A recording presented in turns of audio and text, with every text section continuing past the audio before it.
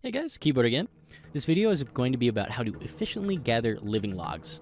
Living logs are a resource that always dwindles too early, as they are really helpful for making dark swords and many other useful magic items. This is a guide on all the ways to gather living logs effectively. The best way to get living logs at the start of the game is by looking for totally normal trees. They spawn in forest biomes and are easy to find due to the evil flowers spawning around them.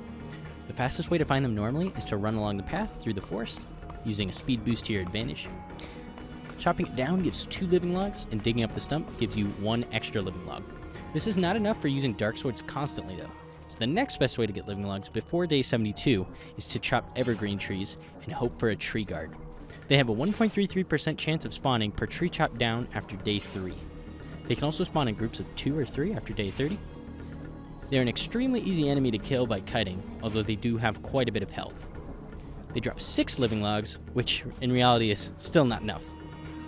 After day 72, there are much better ways to farm living logs. The first way uses Bearger to do your work for you. When he spawns, hit him and run. Stay close but out of the range of his attack to maintain his aggression. Then run to the nearest forest and have him chop down all the trees for you by baiting his attacks. This often spawns Treeguards due to how many trees he is chopping down. The Treeguards will also be aggressive to him, not you. Bearger will then fight the Treeguard and gather living logs for you. Usually you'll get around 20 living logs this way. Then there's the Poison Birchnut tree farming method, which requires a weather pane. During autumn and don't starve together after day 72, their spawn rate is 16.8% per tree chopped down. They can also spawn in groups. The reason you need a weather pane is because a weather pane tornado instantly kills a Poison Birchnut tree. Farming the Poison Birchnut trees is fairly easy.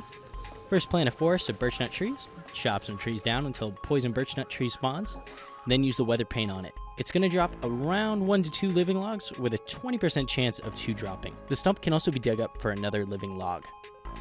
This is a fast method for getting living logs, but the weather pane itself is expensive. The best way to conserve resources from the weather pane is to deconstruct it at 7%. This will give you back the gear, 1 moose goose feather, and the volt goat horn. Here comes the math.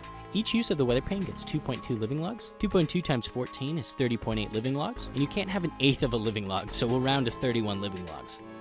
This means each moose goose feather is worth approximately 3.5 living logs. You get about 15 moose goose feathers per moose goose and mossling family killed, and 15 feathers worth 3.5 living logs each is 52.5 living logs. Usually, 3 to 4 moose gooses will spawn per spring. This means you're going to get about 157.5 to 210 living logs per year without using any other living log methods. Hopefully this is going to be enough to satiate your dark sword needs. That's all for today. Like the video if you liked it, subscribe if you really liked it, or you could share it. And if you disliked it, there's nothing controversial here, so why would you do that?